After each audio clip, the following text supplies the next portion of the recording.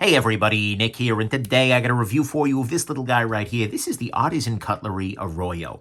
First off though, in the name of full disclosure, I want to thank Artisan Cutlery very much for sending this guy my way as a free review sample. I think they reached out to me on this one. Either way, I told them I want to talk about the good, the great, the bad, the ugly, right? Might be a gem, might be junk. They still did send it along. Nonetheless, we have to assume this is the very best quality controlled one of these guys ever, and I'm doing my best not to let any of that affect the nature or quality of my review.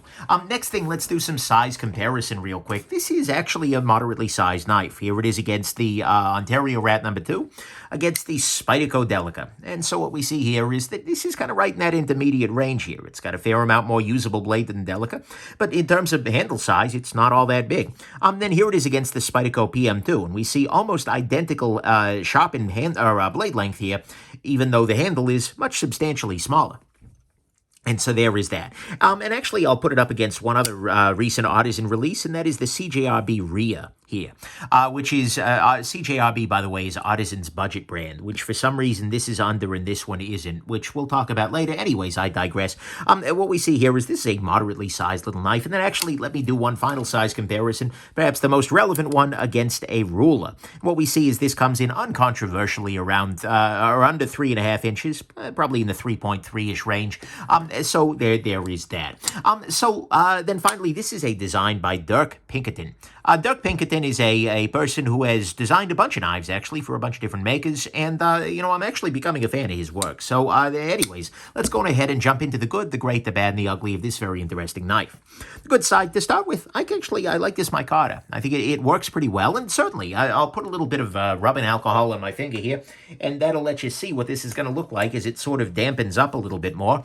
But what we see here is that, this is a pretty attractive little knife right here.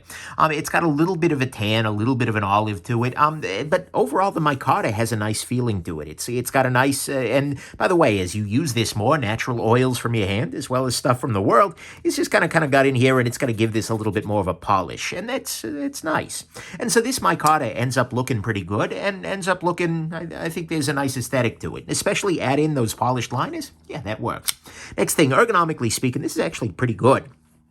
Works relatively well in my relatively small hands, which I appreciate. The clip is there, no major hot spots there. It also, by the way, is quite nice in a reverse grip, if that's your choice, and also in a hammer grip. This is pretty solid in terms of ergonomics. Next thing, this has a hidden lanyard hole. Got this little post in the back there. You can put a lanyard on there if you want to, but if you don't care, you don't need to, and that's a beautiful thing. I appreciate them doing that rather than just drilling a freaking hole through the back of the thing. That's much better. Next thing, this has a good action. I'm going to go ahead and open this guy up. Yeah, easy peasy, no wrist at all. Deploys reliably, and then the close on it is quite nice as well, with a very nice smooth action on the close. So I appreciate that very much. Next thing, blade on this guy. The blade on this is, not only is it a big old bad Persian sort of thing with a nice swedge along the top here, but it comes to a very thin edge here, and the steel on this is AR RPM 9. I know that's kind of a newbie, right? But at the same time, this is Artisan's new jam, basically. This is a powder metallurgy steel. It's roughly equivalent to the 9CR18 MOV steel, which is one of those steels that it's pretty reasonable, right? And the powder metallurgy will add a little bit to the structure. If you want to get deeper into what that is, like, read Knife Steel Nerds, don't listen to me. But anyways, this is a very nice blade, and you know what? AR RPM 9 seems to work just fine for everyday life, and so that's a good thing, and with the shape and everything, that's nice too. Next thing, this has good jimping work. Not only do we see the jimping on the blade here, where it's kind of not all the way through here, so it's not completely cloying, but you get a little bit of texturing there, as well as a nice aesthetic, and you've also got this hidden jimping down here at the bottom. All of that combined with the grippiness of this guy means this, as well as the fact that the flipper tab acts as a blade guard, this isn't going anywhere in your hands. This is a very good knife for the Vaseline factory. Well, maybe not very good, but it's very, very solid. Ergonomically speaking, this is locked into the hand pretty well, and all of those little bits of jimping here, which are well done, but not overly done, are a beautiful thing. Then finally, on the good side, the price on this is $45. which, okay, I will do that, right? Powder metallurgy, steel, good micarta, etc., or at least decent micarta. There is nicer micarta in the world, but at the same time, you know what, $45, okay, I can do that. So, to me, all that is the good, is that it's got a solid price, some nice jimping, a nice blade, good action, hidden lanyard hole, good ergos, and the micarta does look nice. Great side to me, honestly, is the design. I am not a person who is particularly partial to Persian blades, to upswept tip blades. That tends to not do it for me. But I'll be honest, this design does it for me. This is good. This is pretty to me. Because you've got a little bit of that swedge to it. You've got a nice, kind of the handle overall just flows very effectively. But more importantly, it ends up in a knife that is actually quite compact. If we put this guy in the pocket here, well, if we come it down, it is about the same size as the Spyderco Delica. But it ends up with a much greater amount of blade length to it. I am pretty impressed by this design, honestly. This is one of the more attractive upswept tips out there, and the whole thing feels very cohesive, right? I'm a fan of this design, like flat out. This is a very well done design, and you can tell that Dirk Pinkerton put in a lot of work and time and thought into this guy, and Artisan really benefited from that. So to me, at least, that's what's great here, is the design of this knife is quite good. On the bad side, to start with, how is this not a CJRB? I don't understand where the line between these brands is. If this guy, which is the same micarta, the same polished liner, or the same steel as CJRB, and this guy is Artisan, honestly, given the logo, I kind of wish it were CJRB, right?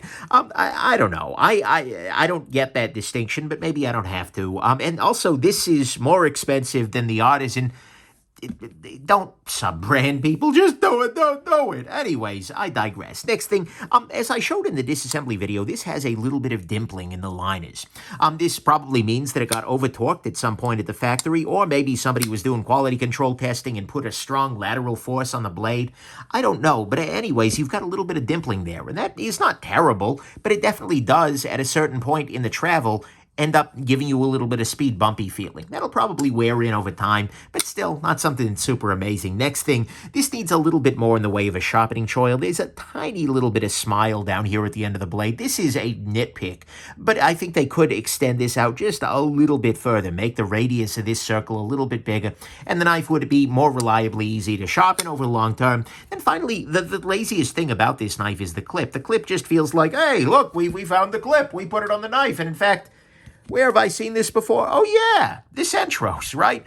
This is a CJRB. Again, what's the difference here, people? But it has exactly the same clip here, and it just doesn't feel like it matches the knife overall. For this price point, you know what? I'm not going to begrudge them a non-bespoke clip, but at the same time, it's not great. And I got to say that the clip cutout on the other side here, I'm sure 10% of the audience appreciates having the option to carry lefty, but this is one of those reasons why it's like, oh, yeah, I kind of think this would have been prettier without that.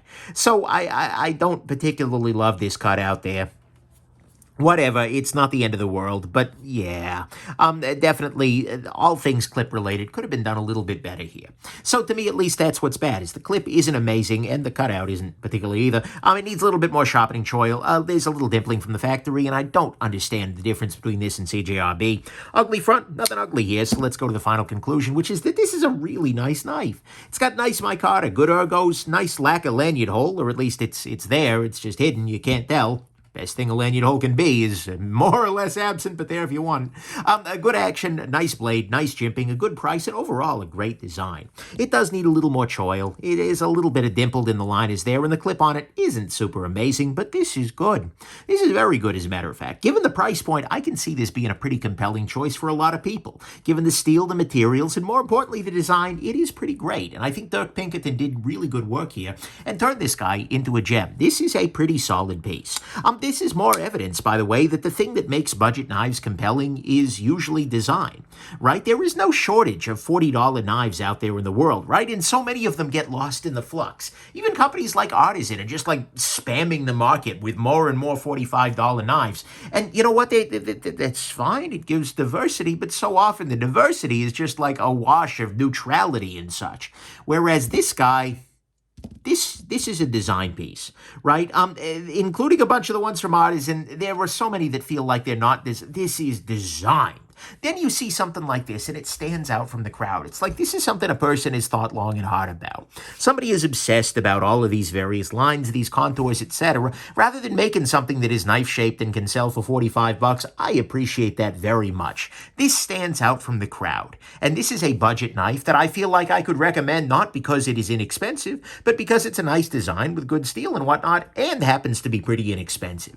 I appreciate that very much. So this is a great little knife. It is a nice little design, and it's at a price point that's going to work for a lot of folks. And so given all that, I can see a wide array of people who are going to be excited about this little knife right here.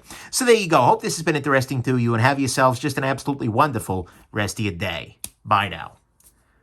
Boy, I'm glad I included a pun there. Otherwise, well, that would have been a Arroyo screw-up. Bye now.